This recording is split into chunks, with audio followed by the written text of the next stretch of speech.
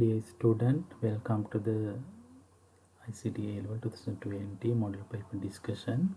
Here we are going to discuss the structured paper. Now I have prepared this paper based on the last 3 paper structures. I have studied those. Based on that I have just prepared this. Now here we discuss the sample answers. Now when selecting the questions, you need to identify initially what are the easiest question, and first you need to go through the entire paper and find which question is easier and which one is difficult. So then just allocate time to identify the easy and difficult question, and when you are starting the answering you have to select the question where it is easier or we have the confidence. So why do I say that if you do that way, that has two advantages. One thing, when you have selected the easiest question, basically you have the time reduction. That is, since you know the answer, you can quickly write the answer. Other one is that will build the confidence because you know answer is correct. But if you select the difficult question in the paper to answer first, that has two disadvantage. One thing is it takes more time because you don't know the answer. The second one is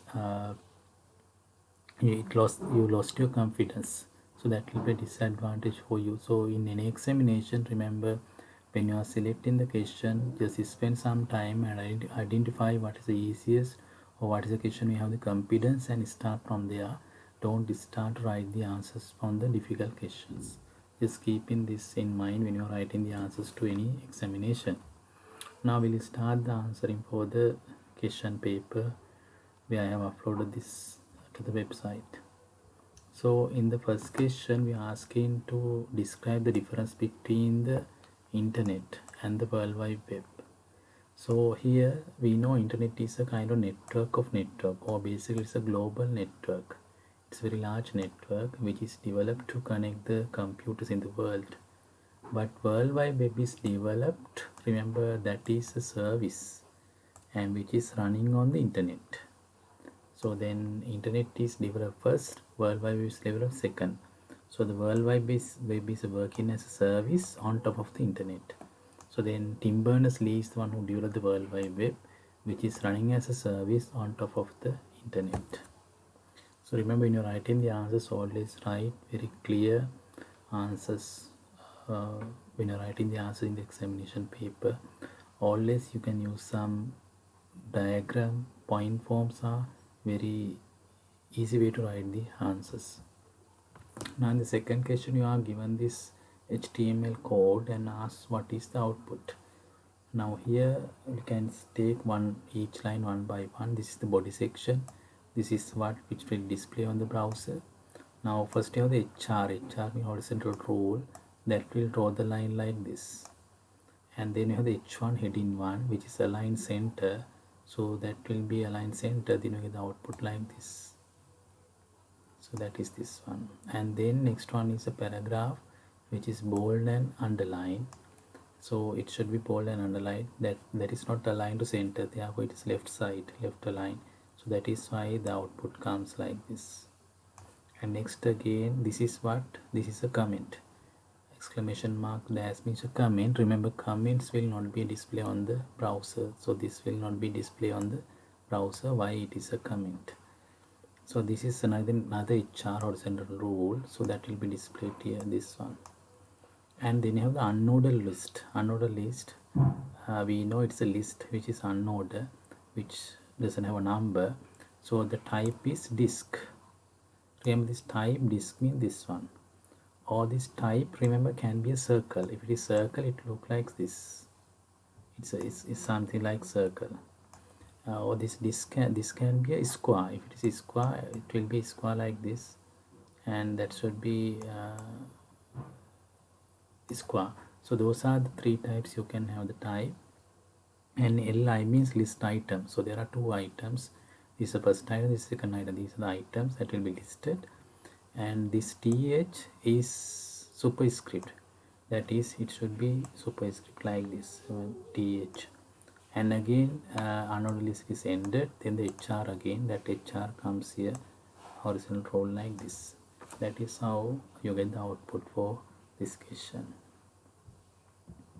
And for the next question, again we are asked to draw the output. Now this is a table and the border is just set as a 2. The border means this value, this one, this is the border. So this border is set as a 2 and there must be border, and the tr means table row, then which has is the first row and this is second row. So basically there are 2 rows. These are the 2 rows. In the first row we have table headings. Table heading means those should be always bold color and center line. So that is why this first name, last name, ICT, they are bold color. That is in the first row, they are bold color and center line. Why is that? Because that is TH, table headings. But for the third column, this is the first column, TH, first column. Second column is another table heading. Third one is this one, but here we have the row span. Row span equal as 2. That means 2 rows work as a 1 row. Now here there are 2 rows, but these 2 rows work as a 1 row like this. So here it is 1 row because here we see the row span equal 2. Therefore 2 rows work as a 1 row. And next row, table data. Table data will not be bold color, just a normal text. And here nothing as a third column. So this is the output you get for the part C in the exam paper. Okay, next one. Again you have the HTML code and you have to ask to write the output. So here we have again unordered list, UL, and type is square. So you can see type is square, this one. There are 2 items, ICT, mathematics. Therefore these are the 2 items, ICT, mathematics. Then inside that there is another order list. That means without closing this one is open up. Therefore it should be indented like this. Why we have started this order list without closing this one. If you close and start it, remember this also coming the same line like this. Since the unordered list doesn't close, start another one, it will be indented like this, which is a type of ABCD, but start by 5. That means A, B, C, D, E. Therefore, fifth one is E. So start by E. That is why start by E. And if there are 2 items, and this is closed, and we have another item from the previous one, that is science. So that will come from the previous one and close it. Close the unordered list. Then this one is what is DL. DL means definition list. So here definition list starts and end. Then we have definition term, DT, definition term. The first one is a bold color, CPU. That is this one, is bold color. And DD, definition description or data, is this one, central processing unit. That will come here. And there's another definition term, DT, ROM, that is here. It is not bold color. And next one is read only memory. It's a definition data or descriptions that comes here. So that is how you get the output for the part D of the exam paper. Okay, next one we are asked to explain these terms in the CSS cascading style sheets. Now we are using this style sheet to add these styles. Different styles you can use, that is different color, different font size, different alignment, like different styles are there. To apply these styles, we have these style sheets.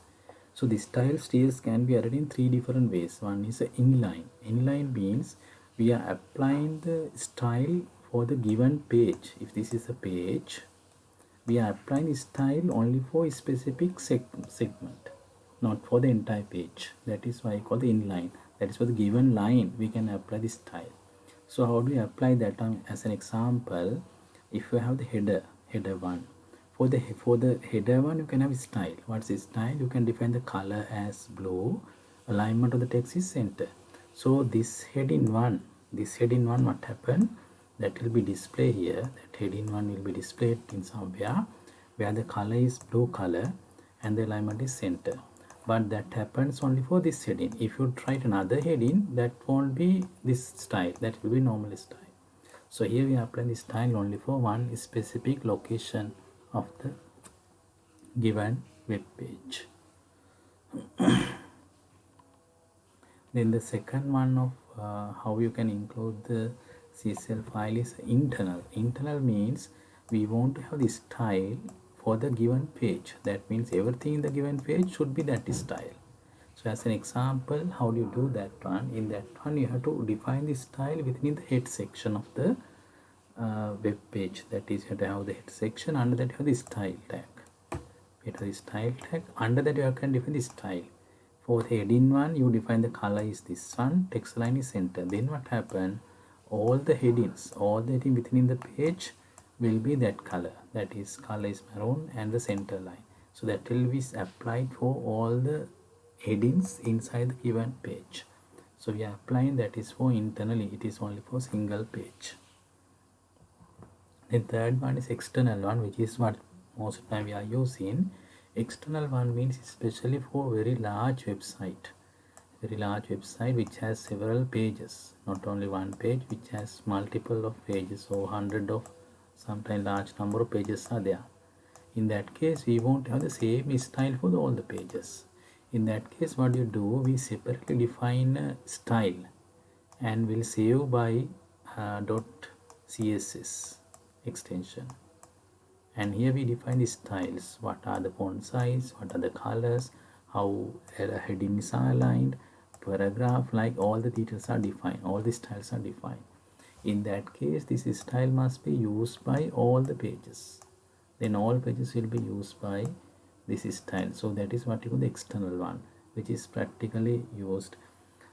So in that case, all the pages would be same style. Here the advantage is, if you are going to change any style, you have to just change here, not only all the pages. When you just change here, all the hundreds or thousands of pages will be affected. So that's a very easy way to update the style for very large websites. Then how do you do that one? For that one, whenever you take each web page, in here in the head section, we have to create a link. We have to create a link to the CSL file. So you can define all these styles and save it as a CSS file. Like say we define a CSS file as a my style CSS, that means this file. Then all these pages has to link. All these pages has to link with this. Then how do you get the link? You define this as a style sheet and type is text /css hyphen reference. You have to create the reference. That means you have to build a link from this web page to this page. You have to create a link. So this page name must be given here, that is my style.css mean this file name. That is how you can use the three ways of implementing the CSS in web pages.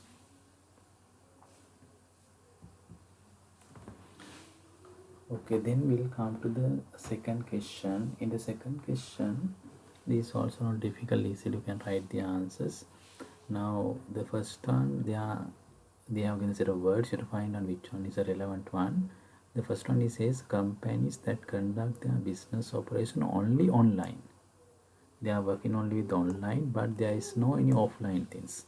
So if they are doing any operation online only without offline, then we call them as a pure click organization. They are all things are done by clicking, that is using online, no any offline operations. But if there is an organization which doesn't do any online, which does only on the manual or offline, then we call a pure brick.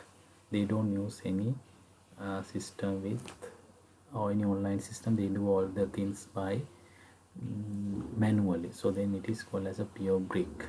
Some of them are having manual and online. So online and offline both together, then we call as a brick and click organization. Okay, next one, provide information retrieval from publicly accessible data stores, most open online databases for a fee. That is, there are some people who will collect some data from the publicly available databases or from the private databases, and then what do? They analyzed and retrieve some informations. Now these informations are very useful for the organization or some clients. So what do? They sell them. So what they call them, we call them as an information broker. They collect the information from the public or private, and they analyze, or they do some analytic with the data and get some information. That information will be given to the others, but to get that done, the people has to pay. So this is what these people we call as information broker. Then the next one is offers product and services at significantly reduced price on the condition that the minimum number of buyers would make the purchase. That is, we know in some organization when you're going to buy some product, if there are several people collectively is going to buy the product, then they will reduce the price. So which is what we call the group purchase. This is very useful for the buyers. When you're going to buy some product, you can collect several people, and if you go as a group, normally the product price can be reduced. And buying and selling product and services through the internet, which is basically the e-commerce definition. The seller bid for the next one, the seller bid for the price at which they are willing to sell their goods and services. Reverse auction. Normally we know in auction, in general auction, what happens? There are set of buyers, and buyers are competing to buy a product. In that case, what is number? The seller will increase the price. So what happened? The person who is paying highest amount, he can buy the item. That is a normal auction. But the reverse auction is other way. Here we have the set of sellers. What happened? To get the buyer, what they do is they reduce the price. Then the buyer will select which seller. The person who is reducing the person who is giving the minimum amount. So then that has advantages for the buyers, because when they are going to buy the item, sellers are going to reduce the price, because sellers wants to bid for the buyers. So this is called as a reverse auction, that works in the reverse order of the normal auction. Okay, now here they have given a program. We need to write the answer based on this given program. Now initially what they are asking what is this int function.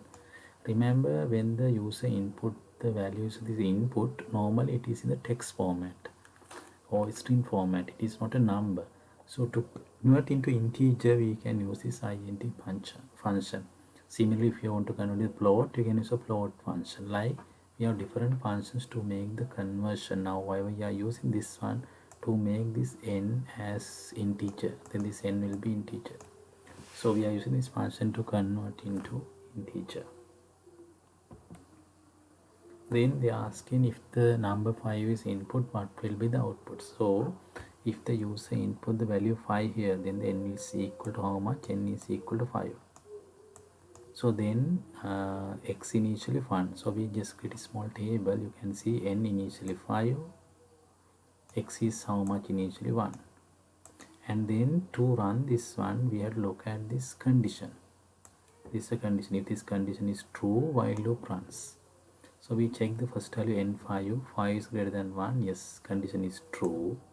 If the condition is true, what do you do? X is multiplied by x and n. So x and n is multiplied. X and n is 5 into 1. 5 into 1 is 5.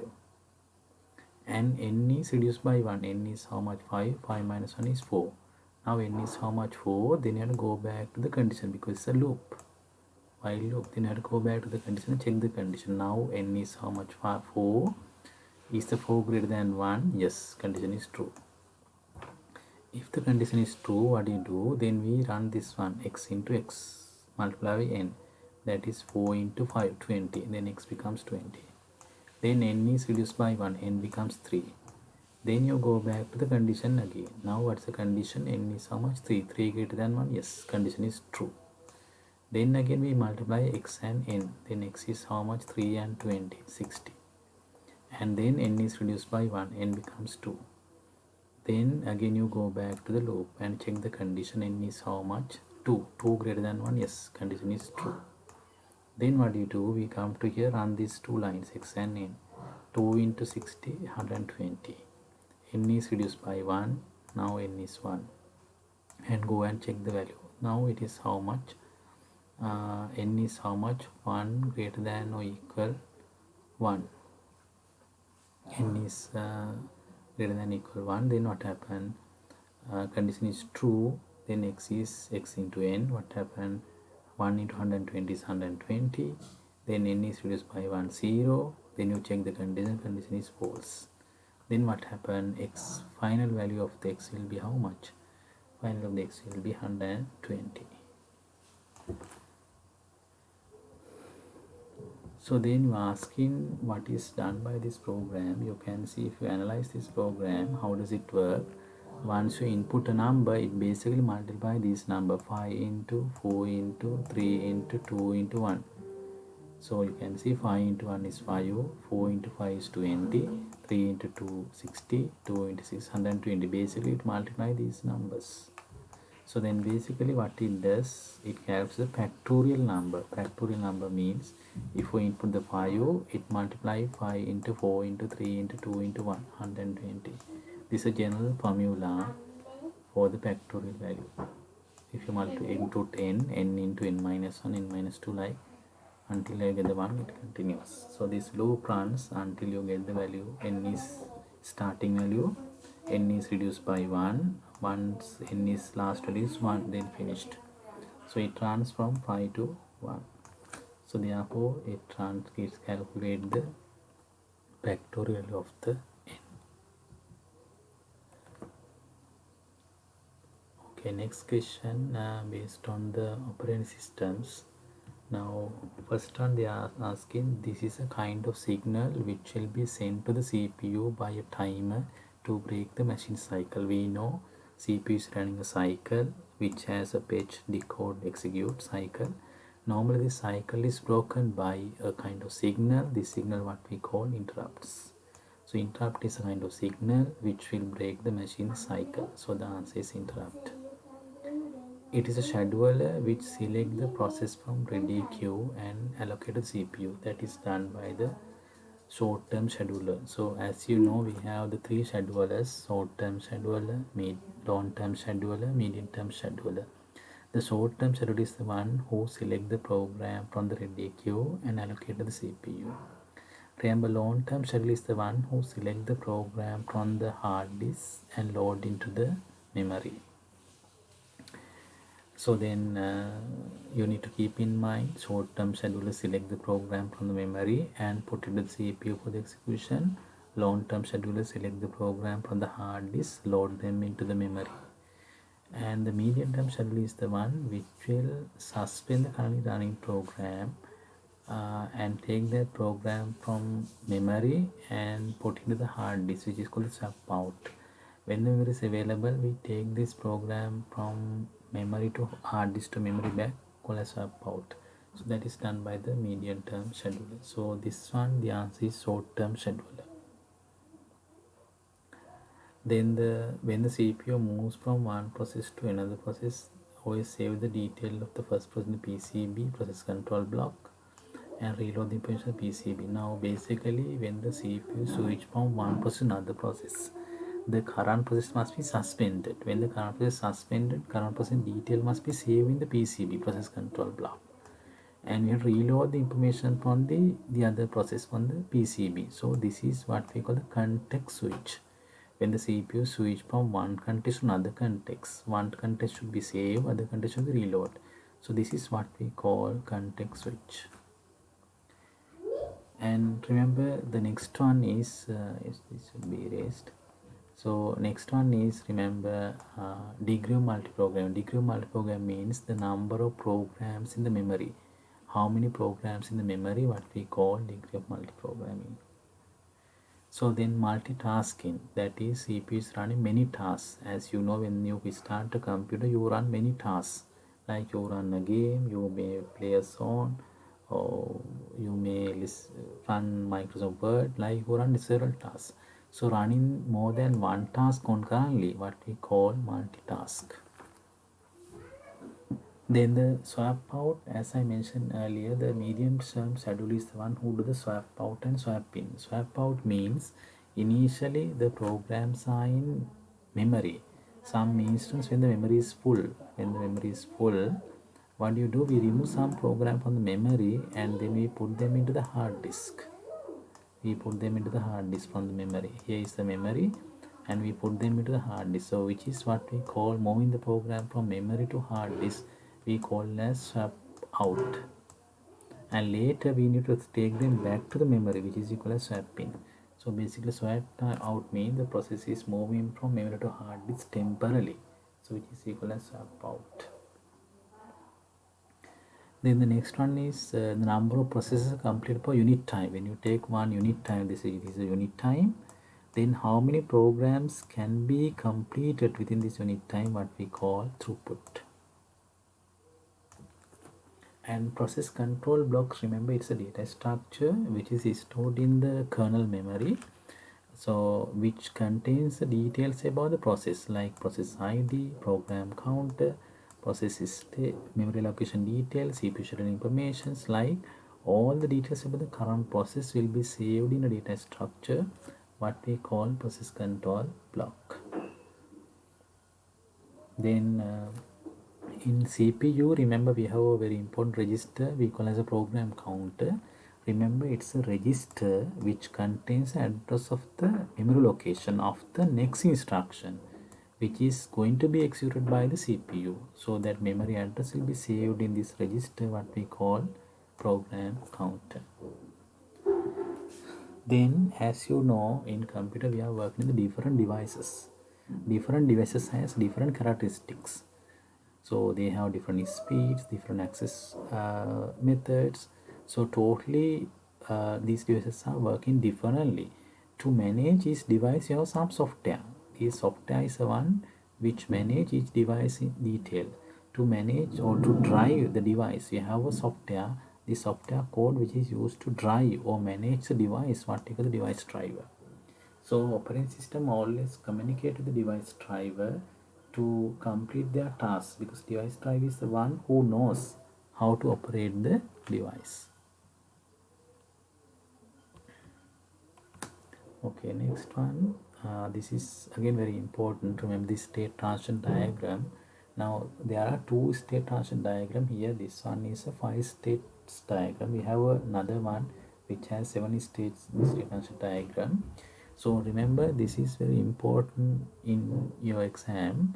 Most of the time all the passes, if you look at least one question were there from this diagram. Therefore you must have a clear understanding about this diagram.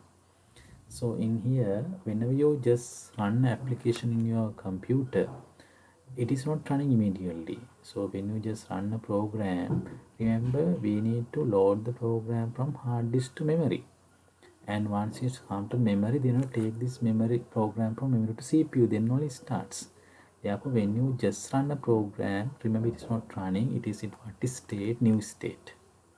New state means it is waiting until the program is prepare the environment for the executions. But once it is come to the memory, when it is ready for the execution, then it comes to the state what we call ready state. Therefore this A should be ready state, that is program is ready for the execution. When it's ready the execution, then you select this program for the execution, then you run. So that is done by the short-term scheduler. Short-term scheduler is the one who select the program from here and then select the program to running. So then you can see short-term scheduler is changing the state from what is state, ready state to running state. And if that program is finished the work, he can exit. But some instance, remember current program which is running can be interrupted. When the program is interrupted, remember he may not be able to continue. All the data will be saved in the PCB, then the program will come back to the ready state. This will happen when there is interrupt. At the same time, sometimes this program is running, they want to do the input output operations. Then to do the input output operations, remember that program has to wait for the IO devices. So for the CPU, the process has to wait for the IO devices. Therefore this one is what is state, waiting state, or sometimes called as a block state. Why it is waiting? Remember the process are waiting for the input output devices. So then you should remember here there is a queue, because these processes are waiting for the CPU in this one. That is a ready queue. Here they are waiting for the devices, IO devices. Therefore that queue we call as a device queue or IO queue or waiting queue. So here also there is a queue. Here there is also a queue. The next question you are asking, describe the state transition which is done by the scheduler. So in here, short-term scheduler, as you know, short-term scheduler is the one who select the program from ready queue and put it to the CPU to run. So it change the state very easily. You can understand. It change the state from where to where, ready to running. So it change the state ready to running. Long-term schedule is the one who select the program from the hard disk and put it in memory. So then remember, it will change just new state, just create the process and just convert into the ready state. So that will change new to ready state.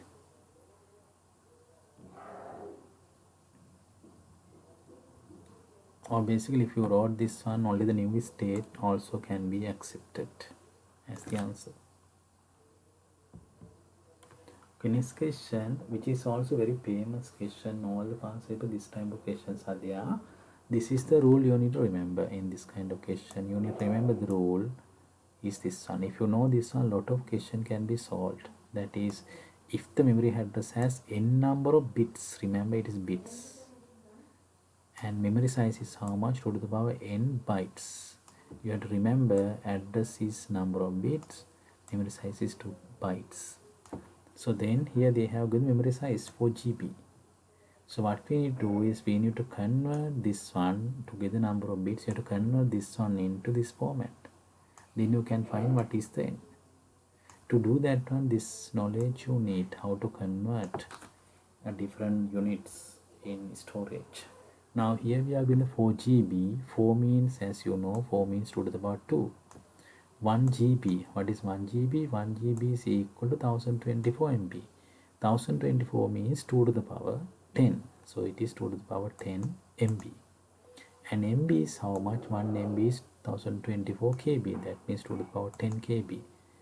And KB, kilobyte, is 1 KB is equal to 1024 bytes. That is 1 KB equal to 1024 bytes. 2 to the power 10 bytes.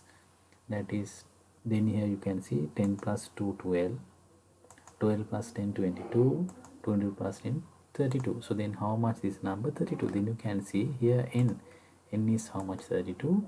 Therefore address has how many bits? 32 bits. So here the answer is, how many bits are there in the address? You will write 32. Answer is how much? It is 32 bits, not bytes. So this is how you can calculate the answer. Okay, next one, you are asking the starting and the memory last address. So in memory, remember, in general, each location we have 1 byte in general, and normally starting address all the values are 0, last address all the values are 1. So in general, starting values all the bits are 0, last address all the bits are 1. Now here this address has 32 bits. Therefore here all the 32 bits are 0, here all the 32 bits are 1 for the last address. Then you need to explain one problem in the memory management, especially very old memory management systems. In contiguous allocation, we have one problem called as external fragmentation problem. What is external fragmentation problem? Total memory available to satisfy a request, but it is not contiguous, therefore you can't utilize it. So as an example, assume there's a pre-memory which is size of 6k kilobyte, and there's another pre-memory location which is how much? 3 kilobyte. Then 6 plus 3 how much? Altogether 9. So we have how much pre-memory? 9 kilobytes. Assume I have a program which is size of 8. So then can I load it here? No, it is not enough. Can I load it here? No, it is not enough. But altogether 6 plus 3 how much? We have 9. So the total memory space exists, but you cannot load the program because these are contiguous, because these are not contiguous. So this is what we call external fragmentation problem.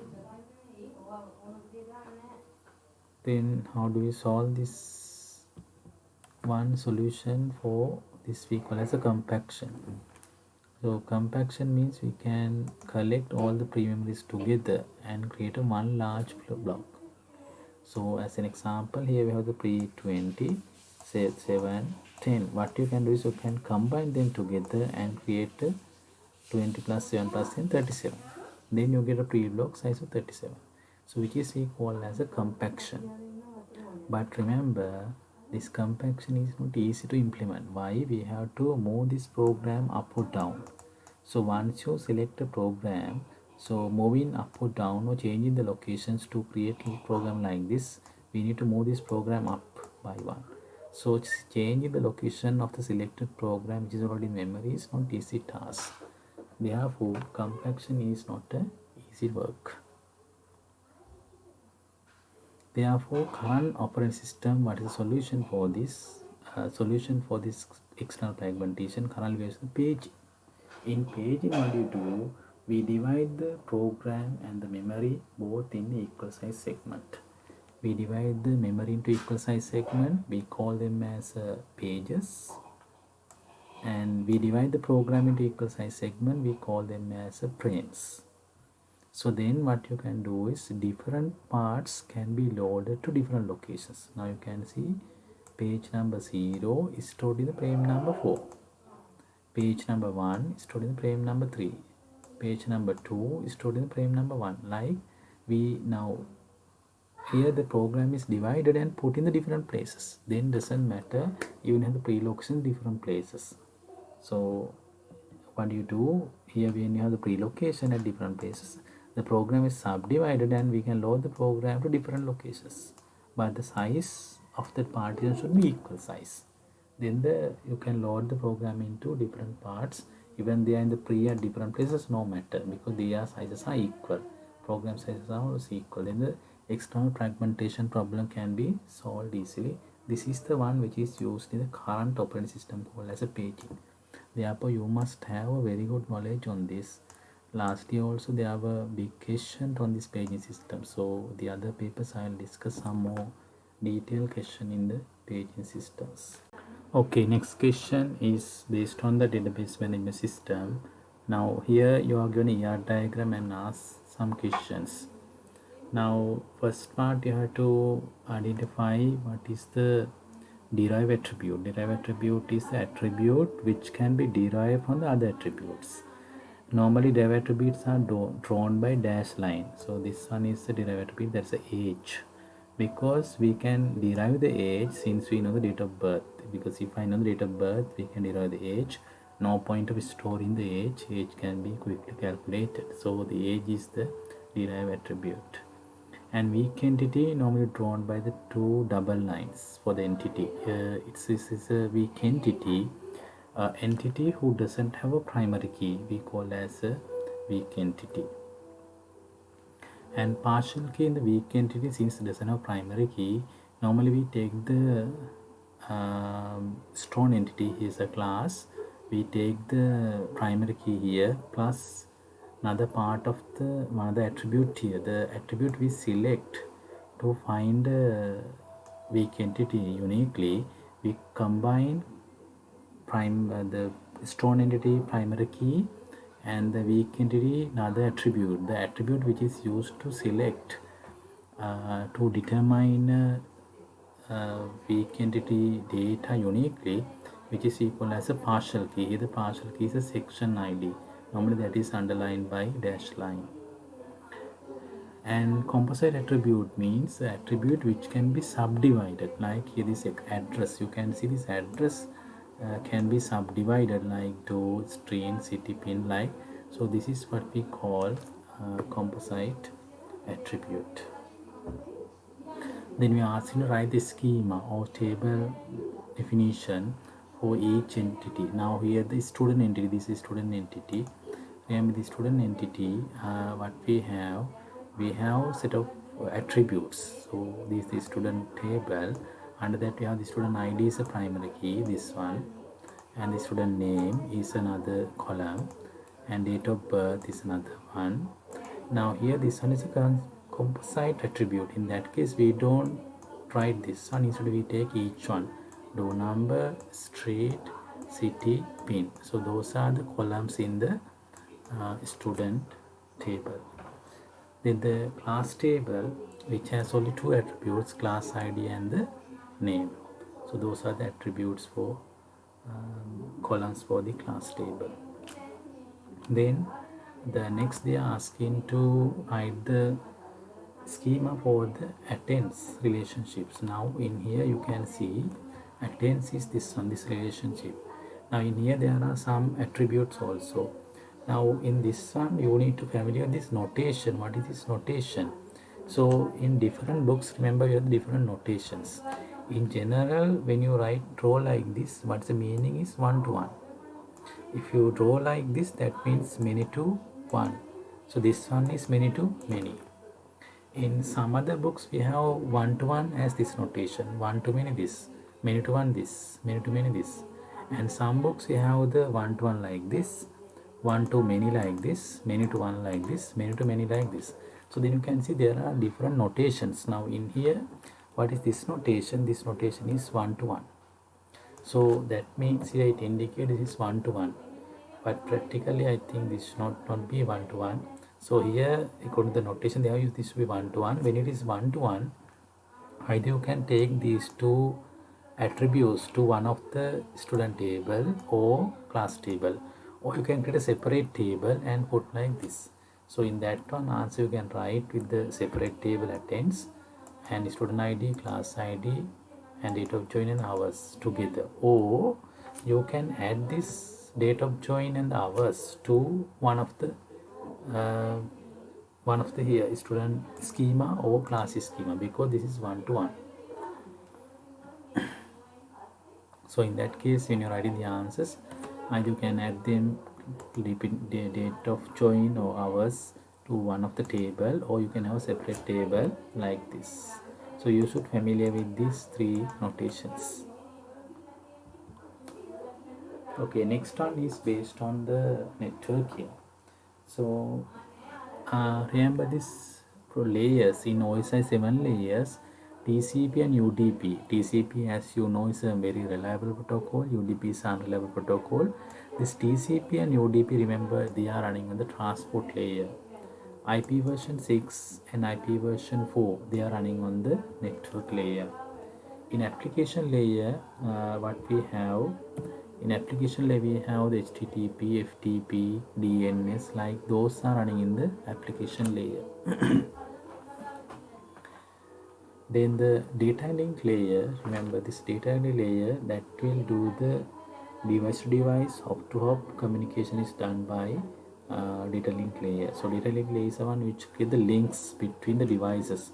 Now here hop to hop means device to device. When you take one computer and you take another computer, and these are connected by different devices, maybe routers like this, and then link, we have to build the link like this. So connecting the hop to hop, maybe router or another device to device, this links are built by data link layer. So data link layer is responsible for building the link. Remember, these links are built using the MAC address. So then data link layer uses the MAC address. The MAC address, it connects each device together, and again the data link layer is responsible for the flow controlling between the device, between the two devices. Flow controlling also done by the data link layer. In addition to that, error detection and error correction between the devices, between the device communication, error detection, error correction also done by the data link layer. Then next one is domain name system. As you know, domain name system is the one which converts the domain names into IP address. That is, whenever you give the domain names like google.com, you can get the IP address. So getting the IP address from the domain name is done by the DNS server or DNS systems. Then TCP, remember, out of all the protocol, TCP is a reliable protocol. Why we call TCP reliable? It has different implementation, different algorithms to provide the reliability. Like when you send some data, it always wait for the acknowledgement. So that is one way to achieve the reliability. And again, each data is sending will have a sequence number. Then each byte the TCP is sending has a sequence number. If any byte is missing, we can identify which one is missing, because each byte we are sending we have a sequence number. In addition to that, TCP does the three-way handshaking. What is three-way handshaking? Three-way handshaking means it's similar to, now let's say you are planning to visit one of your friend. He's in very long distance away. But before you visit to that home or that person place, what you do, you just call and ask whether you are at home. If he's at home, then you say, okay, I'm coming, just stay. But when you call to him, but let's say they are not responding, then in that case they are not responding means they are not at home. So that is what is done with the three-way handshake in the TCP. Before send the data, you check whether the other side is available. If it is available, then only send the data. So that is also the reliability. And like there are a lot of things in the TCP to make it reliable, not like UDP. UDP is unreliable protocol. Then the DHCP, that is a dynamic host configuration protocol. Basically that is used to assign the IP addresses dynamically. So in an organization, let's say there are 120 people, but assume there are only 100 IPs. In that case, we want to share the IP addresses within the employees in the organization. In that case, we can use a DHCP server to assign the IPs dynamically. Time to time, different IPs can be given to the different users. When the one person is not using the IP, that IP can be given to another person. So that is run by the DHCP server. Then ALOVA is a one techniques for the media access controlling. That is, when you take a media, we have the media access control. Through this media, we are going to send the different signals, not only one signal, different messages. In that case, you have to control it. That is, when the one person is using, another person also saying, there can be a collisions. So for that one, very simple algorithm developed called as ALOVA. In this one, what happened, you just put a whatever the message you want to send, or frames will be inserted into the whatever the given medium. If it is received the other person, that person will be acknowledged. But whenever you put some messages to the medium, if it is not acknowledged, you know something is happened. In that case, you will resend it again. So that is basically for the media access controlling. That is a one media. We are going to send the several things together. In that case, there can be collisions. To avoid that one, this is one of the very simple algorithm used called as ALOVA. And remember, machine to machine. Now inside the machine, this is the one machine, this is another machine. So this machine to machine communication is done by the IP address. Normally that is done by the network layer. And inside the machine, there are processes running, applications running. So then application to application communication, who does that on transport layer. So by using the port number, it identifies each process in each machines. So process to process, application to application communication, who does that one? Transport layer. Then the proxy server, mainly proxy server is used to work as a cache, especially that will minimize the internet access. When the one person access to the website, that website will be cached. If the second person access the same website, no need to repeat it. You can just get it on the cache. For that purpose, the proxy server is used. In addition to that, proxy server is used to blocking. In some organization, they want to block the employee accessing to some websites. That blocking also can be done by the proxy server. Okay, next one, review the data representation, number systems. We know in the number system there are two ways to store the data. That is in the one is you can use the sign magnitude method. Other one is a complement method. Now complement method has many advantages. Mainly, what is the main advantage of the complement method? It doesn't need the additional bits to restore the negative numbers. And again, it has only one representation of the zero. There are no two representations like in the sign magnitude methods. And here the subtraction is done by addition, not as a subtraction. So the same circuit which is used for the addition can be used for the subtractions. So these are some advantages of complement method. Okay, next one we want to explain how this operation is done by using the complement method. Remember, when you're writing, you need to write all these steps and explain to get the full marks. First, take the 20, convert it to binary. This is a binary value, and to make it 8 bits, another 3 bits must be added. And 10 is 1010. To make it 8 bits, another 4 bits were added. Remember, this complement is used only for negative. Positive numbers we don't use complement. That is why I just write it. Nothing will be done for the positive numbers in complement. So first you calculate the ones complement. How to get the ones complement? Just change 0 to 1, 1 to 0. So all the zeros will be 1 and all the 1 will be 0. Then you get this. Then the 2's complement. How do you the 2's complement? For this one, another one should be added.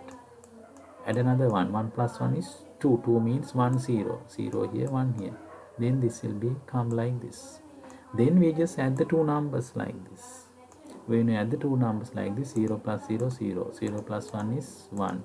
1 plus 1 is 2. 2 means 1, 0. Put the 0 here, other one here. Then 1, 1, 1 here. Then 1 plus 0 plus 1 is 1. 1 plus 1 is 2. 2 means 0. 1 plus, we'll go to the 1 here. 1 plus 2 means 0. 1 plus 1 is 2. 2 means 1, 0. Then put the 1 here. 1 plus 1 is 2. 2 means 1, 0. Then you can see additional 1 is coming. So this one should be discarded. Then you can see the answer is again this. We know 20 minus 10 is another 10. So this is 10. So that is how you calculate the answer using the 2's complement method. Okay, then next one is based on the Python operations. Now in this one, mainly you should know in Python operator precedence. So remember, highest priority come for this one, exponential value. And then multiplication, division, integer division, remainder, all these are same level. When they are in the same level, it goes from left to right. Plus minus after that. Left shift, right shift is this. And the bitwise operators, AND operation, exclusive operation, or operation. Bitwise operations are later. So then we have to look at this order, highest to lower, when we are implementing the verb. So in here, we first calculate which one we have the exponential, integer division, or operation. So which one we do first? This one, because according to this, that should be done first. So then 2 to the power 3, 2 to the power 3 is 8. 8 divided by 3, because this will get the next priority before going to this one. So then 8 divided by 3, how many integers? 3 into 2, 6, that is 2. Then this is 2 bitwise O operation. O operation is 5. This is the bitwise O operation. Bitwise O operation. Then how do you do that one? 2 means 0, 1, 0. 3 means, 5 means 1, 0, 1. Here we put the 0 here to make the equal bit. This is operation. 0 or 1 means 1. 1 or 0 means 1. 0 or 1 means 0 means 1 or means 1. Then 1, 1, 1 is how much? 7. So the answer is 7. Then this is bitwise operator. Sorry, this one is bitwise operator. And here first we calculate this one, because this is should be done before coming to this. Then 25 divided by 9, remainder is how much? 9 into 2 is 18. 7 is remaining. So this is 7, remainder is 7. Now what is this one? This one is exclusive O. Then you must remember the exclusive O truth table. So then you get binary. 7 means 1, 1, 1. 6 means 1, 1, 0. Then you must know the truth table for the exclusive O. In exclusive O, what happened when it is 1 and 1, we know answer is 0. 1 and 1 means again answer is 0. 1 or 0 means answer is 1. So answer is 1. So for this one, you must know what we call operator precedence, and again the truth tables for AND operation, O operation, exclusive O. Then these things can be easily calculated. Then the next one you should know is the bitwise. This is we call as a bitwise 1's complement. So how do you calculate that one? Remember, bitwise 1's complement, how do you calculate? Once a number is given, first what you should do is just add a 1 and change the sign. 9 plus 1, 10, change the sign, minus 10. So but if with the negative number, add the 1, let's say with the minus 9. Minus 9 plus 1 means minus 8. Minus 8 change the sign is plus 8. So that is what you should remember to get the bitwise AND operation. What are things you should remember to get this answer? First add a value and then change the sign. So add the value 1, add a number 1, and then just now let's say you are asking to find out what's the bitwise value of 20. What you should do, add a 1, 20 plus 1, 21, change the sign, minus 21. So here first to calculate this one. What is this one? Add a 1, 10 plus 1 is 11, change the sign, minus 11. Then minus 11 plus 10, how much? Minus 1. And then for this one, add a 1, minus 10 plus 1 is how much? Minus 9, change the sign, plus 9. Then 9 plus 10 is how much? 90. Then what is this one? This one is the shift operator, which is we call as a left shift. We are moving to this. You can see arrow is this direction. This direction we are changing. Here the arrow is this direction. So this one is left side. This one is right shift. What is the meaning? The 10 should be shifted by 2 bits. That means 10 is how much? 1 0 1 0. Shifted by 2 bits means another 2 bits are coming. So then the answer is how much? 40. This one is 10 is shifting to right side. So in that case 2 bits will be deleted. Then 1 0 1 0 means 2. So in this case you are asking 10 1 0 1 0 shifted by how much? 3 bits. To which direction? This direction. That means when you shifted, another 3 zeros must be added. Then what's the binary value? Corresponding decimal is how much? 80. So you get the answer as how much? 80. So that is how you can convert and get the answers. Okay, then so that's what we are discussing in this paper. What you can do is you can just visit to my website and you can just click on the like button on this YouTube, and again you can just subscribe. Click on the subscribe button. Remember, when you subscribe you don't need to pay anything, but you will get the advantage when I upload another video. You will get the notification easily. So you can just subscribe to, and you can just press the like button, and thank you very much. If you have any issues, just contact me and ask the question no matter at any time. Thank you for listening. Good luck for your examination.